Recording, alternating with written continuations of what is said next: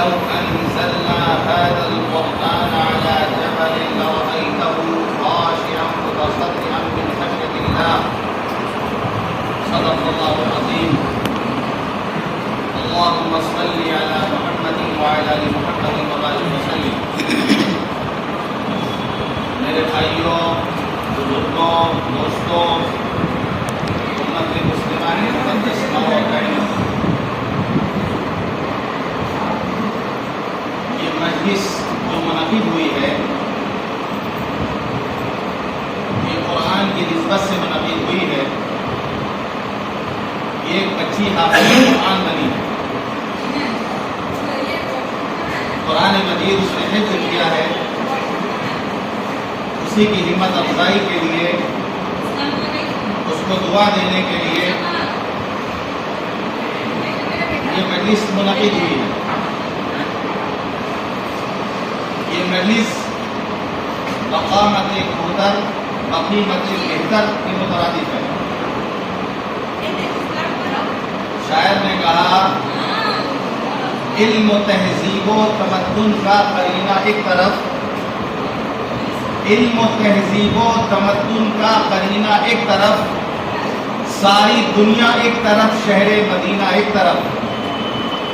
مشک عنبر موگرا چمپا کلی جوہی گلاب، مشک عنبر موگرا چمپا کلی جوہی گلاب، ساری خوشبو ایک طرف، ان کا پسینہ ایک طرف. 30 پارے قلب کے جزدان میں محفوظ ہیں، 30 پارے قلب کے جزدان میں محفوظ ہیں، سارے سینے ایک طرف، حافظ پسینہ ایک طرف. دی بہت لالچ امیہ نے مگر بولے بلال، دی بہت لالچ امیہ نے مگر بولے بلال، سب خزینے ایک طرف اور یہ خزینہ ایک طرف. ہر مہینے کی فضیلت ہے جدا گانا مگر، ہر مہینے کی فضیلت ہے جدا گانا مگر، جس مہینے میں وہ آئے وہ مہینہ ایک طرف. یہ ربیع الاول کا مہینہ بھی ہے اور اسی مبارک مہینے میں آقا مکی مدنی جناب محمد رسول اللہ صلی اللہ علیہ وسلم اس دنیا میں تشریف لائے. یہ نعمت اتنی بڑی نعمت ہے کہ باقاعدہ اللہ تعالیٰ نے احسان جتلایا ہے. ہم رات دن اللہ کی نعمتوں کا استعمال کرتے ہیں لیکن اللہ نے کبھی کسی نعمت پر احسان نہیں جتایا. ایک انسان دوسرے انسان پر احسان جتا دیتا ہے، وقت آتا ہے تو والدین احسان جتا دیتے ہیں اپنی اولاد پر، بڑے چھوٹوں پر احسان جتا دیتے ہیں. لیکن اللہ کی نعمتوں کو ہم استعمال کرتے ہیں، چھوٹی سے چھوٹی نعمت، بڑی سے بڑی نعمت، ہر آن ہر لمحہ اللہ کی نعمت بارش کی طرح برستی ہے استعمال کرتے ہیں. لیکن اللہ نے کسی نعمت پر احسان نہیں جتایا اور منع بھی کیا. یا ایھا الذین آمنوا لا تبطلوا صدقاتکم بالمن والأذى، ایمان والو اپنے صدقات کو احسان جتا کر تکلیف پہنچا کر برباد مت کرو. منع بھی کیا ایمان والوں. کل قیامت کے دن وہ شخص بدترین حال میں ہوگا جو احسان کرنے کے بعد احسان کو جتائے. لیکن بعثت نبوی، حضور پاک صلی اللہ علیہ وسلم کے اس دنیا میں تشریف لانا اتنی بڑی نعمت ہے کہ اللہ نے احسان جتایا. قرآن میں اللہ فرماتا ہے اعوذ باللہ من الشیطان الرجیم لقد من اللہ علی المؤمنین، لقد من اللہ علی المؤمنین، اللہ نے ایمان والوں پر احسان کیا. اللہ نے ایمان والوں پر احسان کیا. اذ بعث فیہم رسولا من انفسہم، کہ اللہ نے انہی میں سے رسول کو بھیجا. بعثت نبی اتنی بڑی نعمت ہے کہ اللہ نے احسان جتایا اور بعثت کے مقاصد میں سے یہ بتایا یتلو علیہم آیاتہ، اللہ کی آیتیں جو ہے قرآن کی جو آیتیں ان کو پڑھ کر سنائے، وَيُزَكِّيهِمْ تزکیہ کرے، وَيُعَلِّمُهُمُ الْكِتَابَ وَالْحِکمَةَ، کتاب و حکمت کی تعلیم دے. وَإِنْ كَانُوا مِنْ قَبْلُ لَفِي ضَلَالٍ مُبِينٍ، اس سے پہلے یہ کھلی گمراہی میں تھے، ہر اعتبار سے گمراہی میں تھے.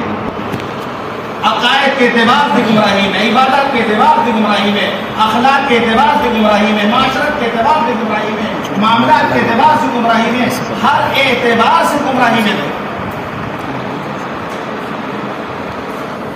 حضور پاک صلی اللہ علیہ وسلم کی آمد سے پہلے عقیدہ ایسا تھا کہ لوگ بتوں کی پوجا کرتے تھے۔ وہ کعبہ جو ایک اللہ کی عبادت کے لیے بنایا گیا 360 بت اس میں رکھ کے پوجے جاتے تھے۔ ہر قبیلے کا الگ بت تھا، صفا پہ بت، مروہ پہ بت، کعبے میں بت، کعبے کے باہر بت۔ سفر کرتے تو پتھر ساتھ لے کے چلتے، نہیں ہوتا تو ستو کو کھول کر کے اسی کو بت بنا کر کے پوجا بھی کرتے اور اس کو کھا بھی لیتے۔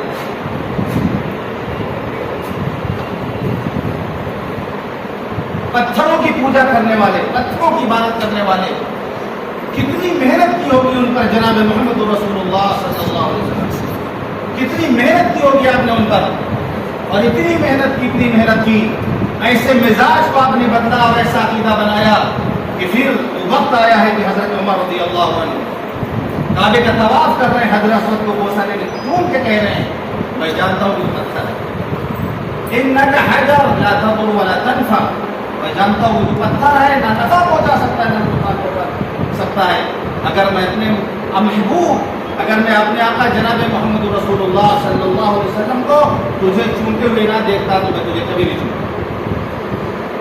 حجر اسود جیسا پتھر جو جنت سے آیا وہ پتھر، اس کو دیکھ کے حضرت عمر رضی اللہ عنہ کہتے تو پتھر ہے، تو نفع نقصان نہیں پہنچا سکتا۔ ایسی تبدیلی آئی تھی حضور پاک صلی اللہ علیہ وسلم کی جیسے سے۔ اور آج ہم کہاں ہیں؟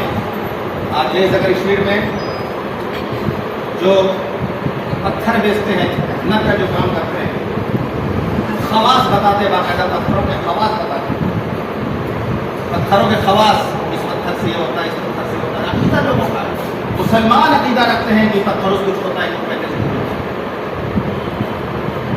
فیروزہ نام کا ایک پتھر، اس کی بڑی فضیلت کو بیان کرتے ہیں، جبکہ شیعوں کا عقیدہ ہے یہ، کیونکہ حضرت عمر فاروق رضی اللہ عنہ کو جس نے شہید کیا تھا اس کا نام تھا فیروز، اسی کی طرف نسبت کی جاتی ہے۔ آپ کے مسائل اور ان کا حل میں یوسف صاحب نے کھڑا، حضور پاک صلی اللہ علیہ وسلم نے کتنی محنت کی ان پر کہ حضرت عمر رضی اللہ عنہ فرماتے ہیں حجر اسود کو دیکھ کر کوئی نفع نقصان نہیں پہنچا سکتا۔ ایسا مزاج، ایسا عقیدہ رکھتے، عبادات کے اعتبار سے گمراہی میں تھے۔ ان کی عبادت کیا تھی؟ قرآن کہتا ہے وَمَا كَانَ صَلَاتُهُمْ عِندَ الْبَيْتِ إِلَّا بُكَاءً وَتَصْدِيًا، کہ وہ جب کعبے کا طواف کرتے تو سیڑھیاں بجاتے تھے، تالیاں پیٹا کرتے تھے، ننگے ہو کے کعبے کا طواف کرتے تھے، برہنہ ہو کے کعبے کا طواف کرتے تھے،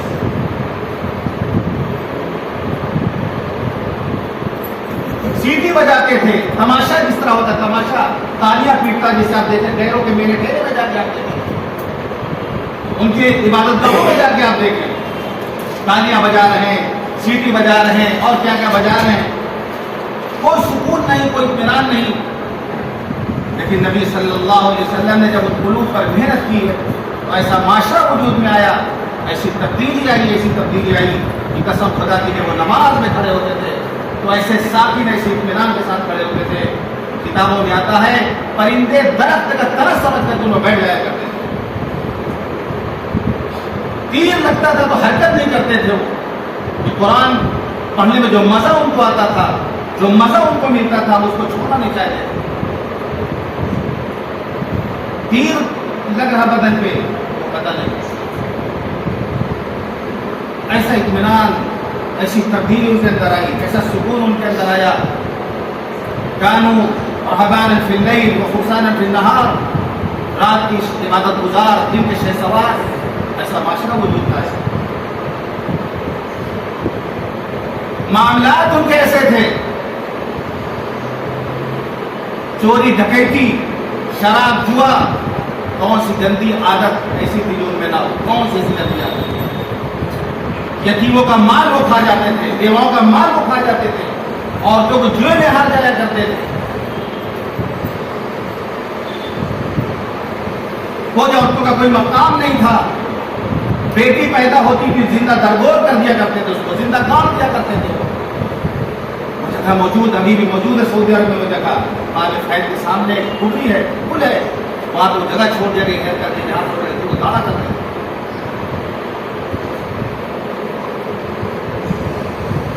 یعنی باپ بیٹی کی پیدائش نہیں سمجھتا تھا، شرمندگی محسوس کرتا تھا. بیٹی ہمارے گھر میں پیدا ہوگی، ہمارا کوئی داماد بنے گا، یہ پسند نہیں تھا ان کو. ایسے آج بھی ہمارا حال یہ ہے کہ بیٹیوں کی پیدائش میں خوشی نہیں ہوتی. لڑکا پیدا ہو جائے اگلے نے لڈو کھاؤ، اب بیٹی پیدا ہو جائے تو ہفتے بھر پتہ نہیں چلے گا پڑوس میں کسی کو. یہ سب زمانے جاہلیت کی سوچ ہے. بعض مرد اتنے نکمے اور اتنے نالائق ہیں ابھی بھی، وہ عورت سے یہاں تک کہہ دیتے ہیں کہ دیکھو اگر آپ کی بیٹی پیدا ہو گئی تو مجھے تو طلاق دے دیں، مجھے لڑکا چاہیے لڑکا. کیا عورت کو کوئی فیکٹری ہے؟ وہ کوئی فیکٹری ہے جو چاہے بنا کے نکال دے؟ وہ ایک ایمان والا، ایک مسلمان، ایک کلمہ پڑھنے والا بیوی سے کہتا ہے کہ اگر بیٹی پیدا ہوئی تو طلاق دے دیں گے، تو کچھ چھوڑ دیں گے. اگر عورت کے بس میں ہوتا بنا سکتی تو وہ اپنا گھر بچا لیتی، وہ بیٹا بنا دیتی. وہ لیکن یہ تو اللہ کی نشانیاں ہیں، اللہ کی قدرت کی نشانیاں ہیں. یہ تو اللہ بتاتا ہے یہ میری قدرت کی نشانیاں ہیں. یہب لمن یشاء اناثا ویہب لمن یشاء الذکور. اللہ جسے چاہے بیٹیاں ہی بیٹیاں دے، بیٹا نہ دے. انبیاء کے ساتھ ایسا ہوا، انبیاء کے ساتھ ایسا ہوا. اللہ نے بیٹیاں دی، بیٹا نہیں دیا. وَيَهَبُ لِمَن يَشَاءُ الذُّكُورَ. اللہ کے ساتھ بیٹا ہی بیٹا دیتے، بیٹی نہ دے. ایسا کیوں؟ یہ تو اللہ اپنی نشانی، قدرت نشانی بتاتا ہے. جسے اللہ چاہے بیٹیاں دے، جسے اللہ چاہے بیٹے دے. أَوْ يُزَوِّجُهُمْ ذُكْرَانًا وَإِنَاثًا. جسے چاہے اللہ بیٹا بیٹی دونوں دے. وَيَجْعَلُ مَن يَشَاءُ عَقِيمًا. جسے اللہ چاہے بانجھ بنا دے. جس طرح اولاد کا دینا اللہ کی قدرت ہے، اسی طرح عورت کو بانجھ بنانا، بانجھ کرنا یہ بھی اللہ کی قدرت ہے. اگر روشنی اللہ کی نعمت ہے تو تاریکی بھی اللہ کی نعمت ہے. اگر اولاد کا پیدا ہونا بھی اللہ کی نعمت ہے تو اولاد کا نہ پیدا ہونا یہ بھی اللہ کی ایک نعمت ہے. یہ بھی اللہ کی قدرت ہے. یہ بھی اللہ دکھاتا ہے، یہ بتاتا ہے کہ ہم دیتے ہیں اولاد، کوئی دے نہیں سکتا. اگر اللہ دینا نہ چاہے تو آپ کسی بھی درگاہ میں چلے جائیں، کسی پیر اور فقیر کے یہاں چلے جائیں، کسی آستانے میں آپ چلے جائیں، کوئی بابا کوئی ایسا نہیں کسی کو اولاد دے سکتا. آج ہماری ماں بہنوں کا عقیدہ بہت کمزور ہے اس معاملے میں. میں کھلے لفظوں میں کہتا ہوں کہ آج لوگ آستانوں پہ جاتے ہیں، عورتیں جاتی ہیں، اور اگر اولاد ہو جاتی تو یہ ان کی زبان سے نکلتا ہے کہ بابا نے اولاد دیا ہے. ایسا عقیدہ انسان جو ہے کفر تک پہنچ جائے گا اگر ایسا عقیدہ رکھے گا. انبیاء نے بھی اولاد اللہ سے مانگا. حضرت ابراہیم علیہ السلام نے اولاد اللہ سے مانگا. حضرت زکریا علیہ السلام نے اولاد اللہ سے مانگا. بڑھاپے میں مانگا، اللہ نے اولاد دے. تو یہ اللہ کی قدرت کی نشانی ہے. یہ زمانے جاہلیت کی سوچ ہے کہ بیٹی نہیں ہونی چاہیے، اور بیٹی ہوتی بھی. اس طرح کے واقعات ہوتے ہیں. صحابی آ کے بتائے ہیں اللہ کے رسول صلی اللہ علیہ وسلم کو کہ میری بچی تھی، میں نے کس طرح اس کو اپنے ہاتھوں سے دفن کیا تو حضور پاک صلی اللہ علیہ وسلم کی آنکھوں سے آنسو جاری ہوئے. اور پھر کہا کہ سنا اپنی مجلس میں کہا اس واقعے کو پھر سنا. ایسا ظالم باپ جس کو باپ کہنا زبان کی توہین.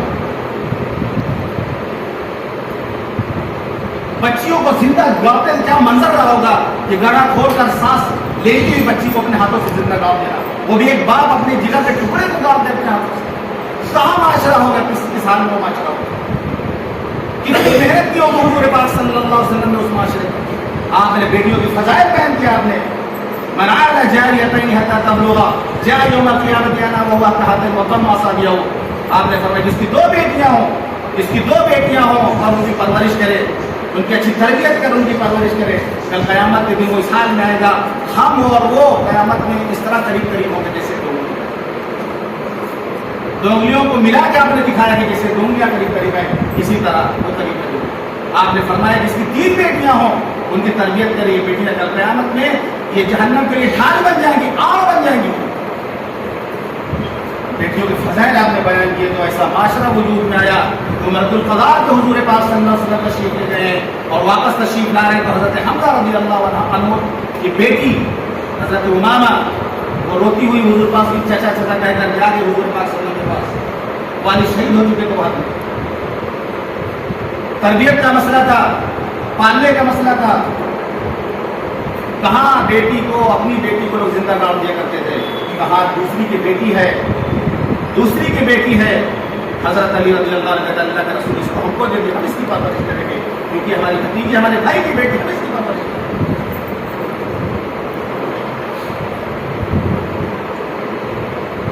چچا کی بیٹی حضرت زید بن حارثہ کہتا ہے اللہ کے رسول ہمیں دے دیجیے، ہم پرورش کریں گے، ہم پرورش کریں گے۔ حضرت جعفر کہہ رہے اللہ کے رسول ہمیں دے دیجیے، ہم پرورش کریں گے۔ حضور پاک صلی اللہ علیہ وسلم نے حضرت جعفر رضی اللہ عنہ کے حوالے کی بچی کو، کیوں؟ کیونکہ ان کی والدہ اور ان کی حضرت جعفر رضی اللہ عنہ کی اہلیہ دونوں سگی بہن تھی۔ آپ نے فرمایا الخالۃ بنت الام، خالہ ماں کی مثل ہوتی، ماں کے برابر ہوتی۔ حضرت سلمہ بنت امیس حضرت حمزہ رضی اللہ عنہ بیوی کا نام تھا، ان کی بہن تھی حضرت اسماء بنت امیس رضی اللہ عنہ، حضرت جعفر کی بیوی تھی۔ جب حضرت جعفر رضی اللہ عنہ شہید ہو گئے موتا میں، یہ اسلامی معاشرہ کس طرح ہوتا ہے؟ حضرت جعفر رضی اللہ عنہ موتا میں شہید ہو گئے، بیوہ ہو گئے حضرت اسماء، 3 بیٹے تھے ان کے، عبداللہ، عوف اور محمد۔ عدت پوری ہوئی، حضرت ابو بکر رضی اللہ عنہ سے نکاح کر لیا، حضرت اسماء بنت امیس سے حضرت صدیق اکبر نے نکاح کر لیا، اس سے پیدا ہوئی محمد بن ابو بکر۔ جب حضرت ابو بکر صدیق رضی اللہ عنہ وفات ہو گئی تو ان سے حضرت علی رضی اللہ عنہ نے نکاح کر لیا۔ یہ اسلامی معاشرہ ہے کہ بیوہ خالی نہ رہے، کسی نہ کی کوئی آپ سیرت کتاب پڑھ لیں، ایسی صحابیات آپ کو نہیں ملیں گے، ایسے صحابہ آپ کو نہیں ملیں گے جو ایسی ہی ہوں، ان کی شادی نہ ہوئی، بیوہ ہوئی اس دوسرا نکاح ان کا ہو۔ ایسا معاشرہ حضور پاک صلی اللہ علیہ وسلم بنایا تھا کہ آج اب دوسری کی بیٹی کو پالنے کے لیے آپس میں مسابقت ہو رہی ہے، آپس میں ایک دوسرے سے بڑھ کر کے کہہ رہے ہیں اللہ کے رسول ہمیں دے دیجیے، وہ کہہ رہے اللہ کے رسول ہمیں دے دیجیے، وہ کہہ رہے اللہ کے رسول ہمیں دے دیجیے، ہم پالیں گے۔ تو حضور پاک صلی اللہ علیہ وسلم نے خالہ کے پاس لے گئے، جن کی مائیں نہیں ہیں وہ خالہوں کی قدر کریں، کیونکہ آپ نے فرمایا خالہ ماں جیسی ہو۔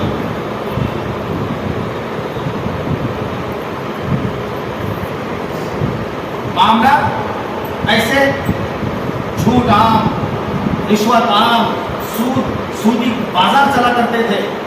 حضرت عباس رضی اللہ عنہ زبردست کاروبار سود کا تھا، سود کے لین دین، یتیموں کا مال کھا جانا، حرام مال کھانا، حرام کوئی تمیز نہیں، یہ زندگی میں گزر رہی، ایسی زندگی گزر رہی تھی، ایسا کرپٹ معاشرہ تھا۔ لیکن حضور پاک صلی اللہ علیہ وسلم جب تشریف لائے کہ وہی قوم جو دوسروں کا مال چھین کے کھا لیا کرتے تھے، جو تھوڑا اگر کسی کا آگے چلا گیا مقابلے میں تو جنگیں ہو جایا کرتی تھی، کسی کے جانور نے پہلے پانی پی لیا جنگیں ہو جاتی، 40 سال جنگ ختم نہیں ہوتی۔ ایسا معاشرہ تھا، لیکن حضور پاک صلی اللہ علیہ وسلم نے جب ان پر محنت کی ہے، یرموک کا میدان ہے، صحابی بیان کرتے ہیں چچے بھائی کو پیاس لگی، شہادت کا وقت تھا اس کا، اس نے پانی مانگا، یہ پانی لے کے گئے، جب اس کے پاس گئے تو بغل سے کسی نے پانی مانگا، انہوں نے اشارہ کیا، جب ان کے پاس گئے تو انہوں اس کے بغل میں کہا پانی مانگا، انہوں نے اس کی طرف اشارہ کر دیا، تیسرے کے پاس گئے، پانی پیش کیا تو شہید ہو چکے تھے، دوسرے کے پاس آئے، ان کی بھی روح پرواز کر گئی تھی، چچیرے بھائی کے پاس آئے، ان کا بھی انتقال ہو چکا تھا، پیاسے دنیا سے جانا گوارا کیا انہوں نے، لیکن قسم خدا کی اپنے بھائی سے پہلے پانی پینا گوارا نہیں کیا، اپنے بھائی سے پہلے پانی پینا گوارا نہیں کیا انہوں نے۔ ایسا مثالی معاشرہ ہے کہ اگر سیرت کی کتابوں میں یہ واقعات نہ ہو تو یقین کرنا مشکل ہے، کیا ایسا بھی ہو سکتا ہے کہ مہمان گھر میں آیا، مہمان آیا مدینے میں، اور آپ نے فرمایا کون ضیافت کرے گا؟ حضور پاک صلی اللہ علیہ وسلم کے گھر میں لفافہ تھا، کچھ نہیں تھا۔ صحابی اس مہمان کو لے کر اپنے گھر جاتے اور بیوی سے کہتے ہیں دیکھو اللہ کے رسول کے مہمان ہے، اللہ کے رسول کا مہمان ہے، جو کھانا کھلانا۔ بیوی نے کہا سیدھے بچوں کا حصہ کھانا ہے بس۔ فرمایا دیکھو بچوں کو بھوکا سلا دو، بچوں کو بھوکا سلا دو، اور مہمان کو دسترخوان پہ کھانا کھلانے کے جب بیٹھیں گے تو تم چراغ درست کرنے کے بعد چراغ اٹھا دینا، اندھیرا ہو جائے گا، ہم صرف ہاتھ چلائیں گے نہیں کھائیں گے، مہمان پیٹ بھر کر کھانا کھائیں گے۔ بچوں کو بھوکا سلایا ہے، اپنے بچوں کو بھوکا سلایا ہے، لیکن مہمان کو بھوکا نہیں رکھا۔ ایسا معاشرہ وجود میں آیا تھا۔ اسی لیے اللہ نے احسان جتایا کہ نبی کی آمد، نبی کا اس دنیا میں تشریف لانا اتنی بڑی نعمت ہے کہ اللہ نے احسان جتایا کہ نبی کے آنے کی برکت سے کس طریقے سے تبدیلی آئی، جبکہ ہر طرح سے گمراہی میں ہوتے، ان کے عقائد درست ہوئے، ان کی عبادتیں درست ہوئی، ان کے معاملات درست ہوئے، ان کے اخلاق درست ہوئی، ان کی معاشرت درست ہوئی۔ یہ قرآن مجید جو ہمیں ملا ہے، یہ قرآن مجید جو ہمارے گھروں میں ہے، ہر ایک کے گھر میں کون مسلمان ایسا ہوگا جس نے قرآن مجید نہ ہو؟ یہ نبی کریم صلی اللہ علیہ وسلم کی بعثت کے بعد، جیسے کہ مولانا بھی بتایا، غار حرا میں پہلی وحی جو نازل ہوئی، حضرت جبریل پہلی وحی لے کر کے آئے تھے، قرآن اس طور پہ کیسے دیکھنا، خلق الانسان من علق، اقرأ وربک الاکرم الذی علم بالقلم علم الانسان ما لم یعلم۔ یہ 5 آیتیں سب سے پہلے نازل ہوئی، مکمل سورہ سب سے پہلے سورہ فاتحہ نازل ہوئی ہے، مکمل سورہ، لیکن یہ 5 آیتیں پوری نازل ہوئی ہے، پہلی وحی جو نازل ہوئی 5 آیتیں نازل ہوئی۔ اب حضور پاک صلی اللہ علیہ وسلم جب وحی کو نزول ہوا، بعد میں بھی آتا ہے آپ کتاب الوحی باب الوحی میں ملتے ہیں روایتیں ملتی ہیں، حضور پاک صلی اللہ علیہ وسلم پسینہ پسینہ ہو جاتے ہیں۔ جہاں تک صحابی کہتے ہیں کہ ہمارے پیر پہ حضور پاک صلی اللہ علیہ وسلم زانوں پر لیٹی ہوئی تو وحی نازل ہونے لگتا ہے، میرا پیر ٹوٹ جاتا ہے، اتنا بھاری۔ قرآن میں اللہ فرماتا ہے لقد انزلنا هذا القرآن على جبل، اگر قرآن کو پہاڑ پر نازل کر دیتے تو وہ میرے در اللہ کے خوف سے، اللہ کی خشیت سے۔ یہ انسانوں کا دل ہے، یہ انسانوں کا دل اللہ نے اپنے لیے اسپیشل بنایا، اللہ نہیں جو اس کو محفوظ کر لیتا ہے، اس کو یاد کر لیتا ہے،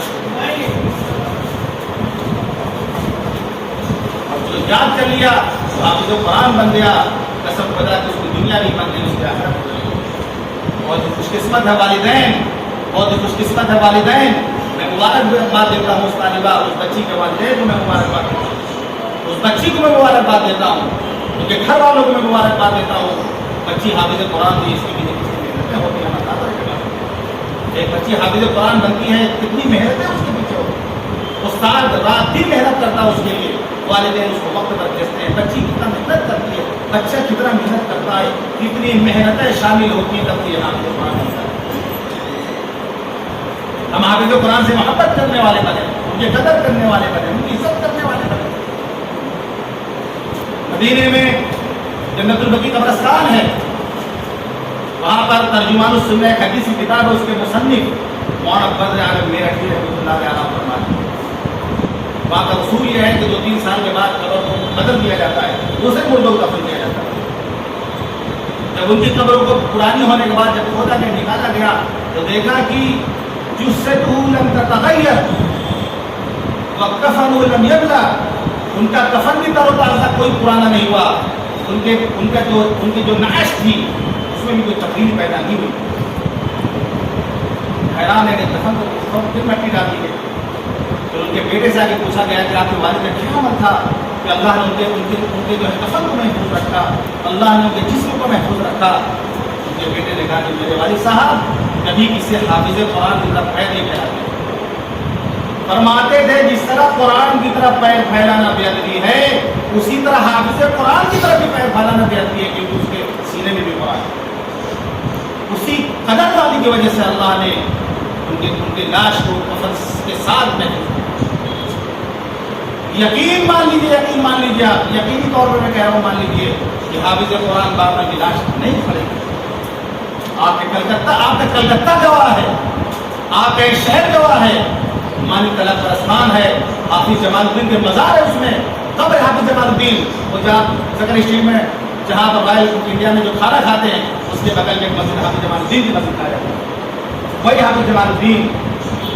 ہمارے یہاں قاری یوسف صاحب، اعظم گڑھ کے رہنے والے قاری یوسف صاحب بنگلہ میں رہتے ہیں، کتنے ہزاروں ان کے شاگرد ہوں، 65 تراویح خود سنا چکے تھے، ادھر کئی سالوں سے تقریباً 10 سال نہیں سنا ہے، 65 تراویح انہوں نے زندگی میں سنایا، اور ہزار ان کے شاگرد ہیں، ان کو زیادہ سب دیتے ان کو بنگلہ یاد ہو۔ انہوں نے ہم سے خود یہ واقعہ بیان کیا، میرا بچپنا تھا، یہ خبر آئی کہ مانی طرح قبرستان میں قبر کھل گئی، اس میں خوشبو آ رہی،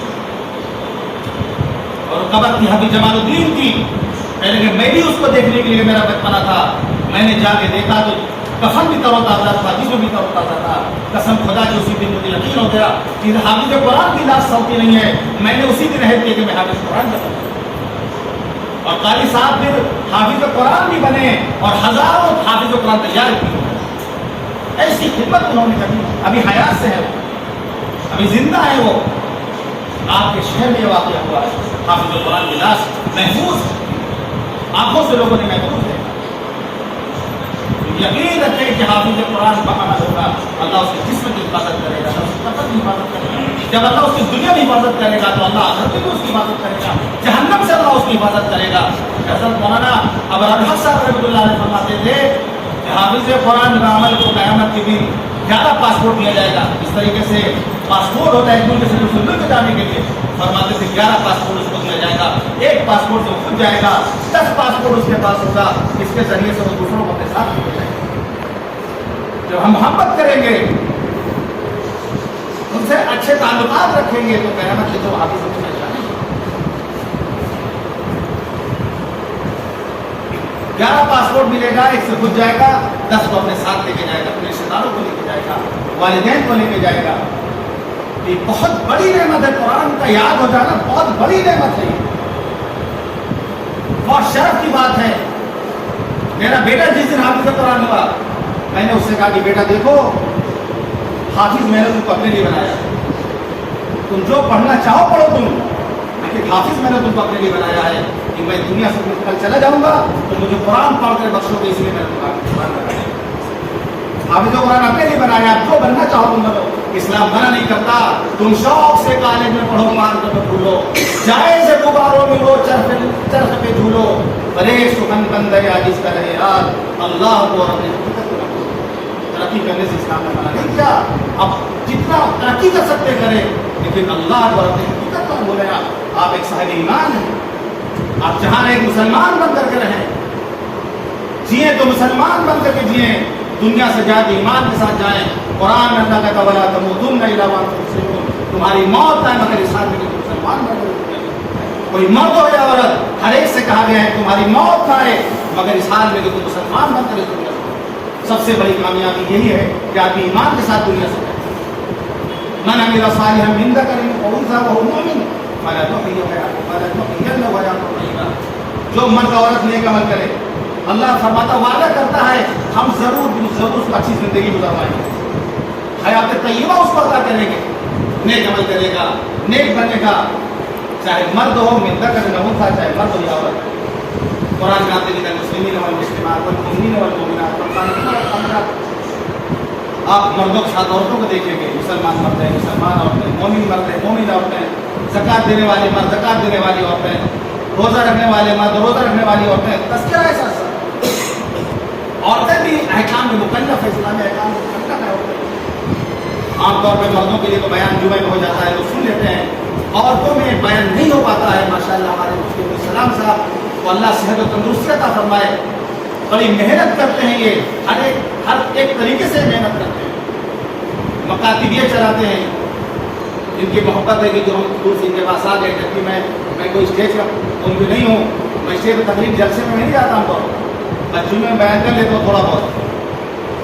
ان کی محبت ہے کہ جب بھی کوئی پروگرام کرتے اس میں ہم ضرور دیتے ہیں، اور ہم خوشی کے ساتھ شرف سمجھ کر کے اس میں ہم شریک ہوتے ہیں، سعادت سمجھ کر کے ہم شریک ہوتے ہیں، کیونکہ ہمارے مدعات نیک بھی ہیں، صالح بھی ہیں، محنتی بھی ہیں، ایک خاص ان کا امتیاز ہے ان پر رشک کرنا چاہیے.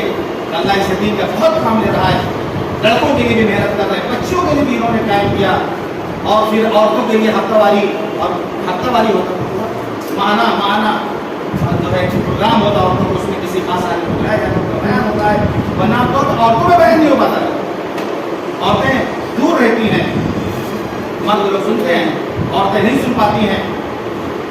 ضروری ہے کہ عورتوں تک بھی دین پہنچے, باتیں پہنچیں, کیونکہ عورت اگر سدھر جائے گی, عورت کی اگر اصلاح ہو جائے گی تو اصلاح ہو جائے گی. بچوں کی اچھی تربیت وہ کرے گی, بچوں کی اچھی تربیت کرے گی, کیونکہ ماں کا گود پہلا مدرسہ ہوتا ہے جہاں پہ بچے کی تربیت ہوتی ہے. جتنے بڑے بڑے اولیاء کرام, بڑے بڑے علماء, مفسرین, محدثین, سب کی تربیت بچپن میں, اور ماں نے کی. سب سے بڑے محدث حضرت امام بخاری, حضرت امام بخاری رحمۃ اللہ علیہ, جن کے بارے میں کہا جاتا ہے قرآن مجید کے بعد سب سے صحیح کتاب صحیح بخاری ہے. امام بخاری پیدل نابینا تھے, نابینا تھے وہ. ماں نے رویا اللہ کے سامنے, دعائیں مانگنے بیٹے کے لیے. ماں کی دعا میں اللہ نے ایسی تاثیر رکھی کہ اللہ نے امام بخاری کو آنکھیں کا فرما دی ماں کے پاس. پھر ان سے وہ کام لیا, بخاری شریف ان سے اللہ نے دیا. ماں کی دعا کا اثر تھا. اگر والدین ہمارے زندہ ہیں, ہم ان کی قدردانی کریں. جن کے والدین دنیا سے جا چکے ہیں, ان کے لیے مغفرت کی دعا کریں. رب ارحمہما کما ربیانی صغیرا. چلتے پھرتے اٹھتے بیٹھتے اس دعا کا اہتمام کریں. ان کے جو رشتے دار ہیں ان سے تعلق باقی رکھیں. ان کے جو دوست احباب ان سے تعلق باقی رکھیں. ان کے لیے دعائیں مغفرت کریں. اگر زندہ ہے تو ان کی قدردانی ہم کریں, اس نعمت کی قدر کریں. ورنہ جس دن یہ بولی ہڈی اڑ جاتی ہے آنگن سے, اس دن پتہ چلتا ہے کہ انسان آج بے اثر ہو گیا. کوئی ایسا دامن نہیں ہوتا جہاں پہ اپنا آنسو پہنچ سکے. وہ کوئی ایسا نہیں ہوتا جس سے اپنا دکھ درد بیان کر سکے. ماں باپ ہوتے ہیں, جب تک وہ زندہ ہوتے ہیں بچپنا ہمارا ہوتا ہے. جب تک والدین کا سایہ ہوتا ہے کوئی ہمارا بچپنا ہے, ہم چھوٹے ہیں. جب اڑ جاتے ہیں, دنیا سے رخصت ہو جاتے ہیں, تب تک پتہ چلتا ہے. والدین کی قدر کریں, بچوں کو حافظ قرآن بنائیں, بچوں کو دینی تعلیم سے آراستہ کریں. ورنہ بے دینی کا سیلاب بلا ہے جو آ رہا. ہمارے بچے اس سیلاب میں ڈوبیں گے, حج کو دکھائیں گے, بچانے والا نہیں آئے گا. ہم خبر میں ہوں گے بچے ہمارے حج کو دکھا رہے ہوں گے. جو بے دینی کا سیلاب آج یورپ سے آ رہا, آج میڈیا کے ذریعے سے جو آ رہا, موبائل کے ذریعے سے جو آ رہا, اگر ہم نے ان کو دینی تعلیم سے آراستہ نہ کیا, اگر ہم نے ان کو دینی تعلیم نہیں دی تو حج کو لے کر کے کوئی بچانے والا نہیں ہوگا. حضور پاک صلی اللہ علیہ وسلم نے فرمایا فتن کٹل اللیل مظلم, فتنے رات کی تاریکیوں کی طریقے سے آئیں گے. انسان صبح ایمان کی حالت میں کرے گا, شام کو کافر ہو جائے گا.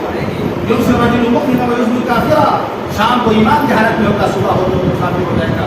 وَيَبِيعُ دِينَهُ بِعَرْضٍ مِّنَ الدُّنْيَا, دنیا کے چند ٹکوں کے لیے, دنیا کے معمولی سے فائدے کے اپنے دین کو بیچ دیں. آج سبزی منڈیوں میں آلو پیاز کی کیا بولی لگتی ہوگی جو آج ایمان کی بولی لگ رہی ہے. ایمان لوگ خرید کر بیچ رہے ہیں, بیچنے کو تیار ہیں. آج بچیاں غیروں کے ساتھ بھاگ جا رہی ہیں غربت کی وجہ سے, دینی تعلیم نہ ہونے کی وجہ سے. آج آئے دن شرم سے سر چھپ جاتا ہے جب پڑھنے میں آتا ہے کہ مسلمان لڑکی, یہ فلاں نام کی لڑکی آج غیر کے ساتھ چلی گئی. دھوم مر رہے پورے معاشرے کو. وجہ کیا ہے اس کی؟ یہ غربت ہے, غربت اور دینی تعلیم سے دوری.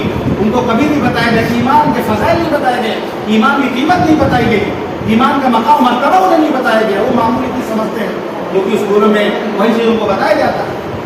یہی ان کو بتایا جاتا ہے کہ اگر گھر کا معاملہ ہے تو یہ کوئی آپشن نہیں ہے, شادی کر سکتے ہو. یہ ان کو تعلیم دی جاتی ہے. بچیوں کو تعلیم دی جائے, باقاعدہ دینی تعلیم سے آراستہ کیا جائے, ان کی تعلیم کا نظام بنایا جائے. اس طریقے سے عبدالسلام صاحب نے یہاں پہ بنایا ہے. علی اکیڈمی میں بچیوں کی تعلیم کا انہوں نے ماشاء اللہ کیا. ہمیں فکر مند ہونا پڑے گا. خالی یہ کہنے سے لڑکیاں بھاگ جا رہی ہیں, شادی کر رہے ہیں, اس سے کام نہیں چلے گا. اس کا حل نکالنا پڑے گا, اس کا حل نکالنا پڑے گا. اس کے لیے محنت کرنی پڑے گی.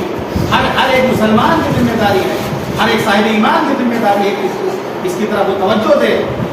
ورنہ ارتداد آج عام ہو رہا, دبے پاؤں ارتداد پھیل رہا مسلمان معاشرے میں. مولانا علی ندوی رحمۃ اللہ کتاب لکھی ہے. ایک وقت ارتداد پھیلا تھا مدینے کے قرب جوار میں, صدیق اکبر کھڑے ہو گئے تھے ابتداء کے مقابلے میں اور فرمایا الدین و نہی، میں زندہ رہوں، دین میں کمی آئی، یہ نہیں ہو سکتا ہے۔ ابتداء کے مقابلہ کے تھے صدیق اکبر نے اور قتال کیا تھا باقاعدہ سے، یہاں تک کہ ابتداء کا خاتمہ ہوا۔ لیکن مولانا لکھا ہے عزت المولانا بابا اللہ، آج پھر ابتداء پھیلا، کوئی ابو بکر نظر نہیں آ رہا، کوئی ابو بکر نظر نہیں آ رہا، ابتداء پھیلا اس صفات کا حامی کوئی نظر نہیں آ رہا ہے۔ ایک ایمان والے کی آواز ہونی چاہیے دل کی، الدین والا میں زندہ رہو، دین میں کمی ہے، ایسا نہیں ہو سکتا ہے، ایسا نہیں ہو سکتا۔ ہر ایک کے اندر یہ جذبہ ہونا چاہیے، ہر ایک عورتوں کے اندر یہ جذبہ ہو، مرد کے اندر یہ جذبہ ہو، کم از کم ہم اپنے گھر کے ذمہ دار ہیں، اپنے گھر کو دینی تعلیم کا ہمارا راستہ کر سکتے ہیں، ہم اپنے گھر کے ذمہ دار ہیں۔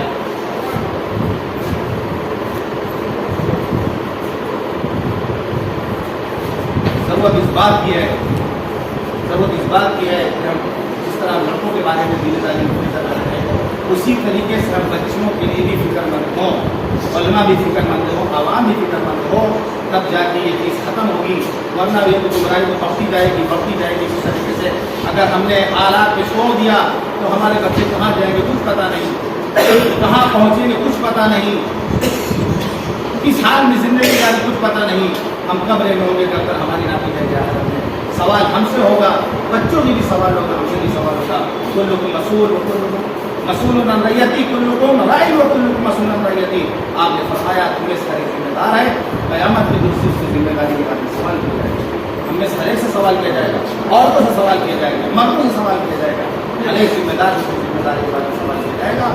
یہ باتیں تھیں جو مذہب اللہ نے کہلوائی، اللہ تعالیٰ ہمیں بھی توفیق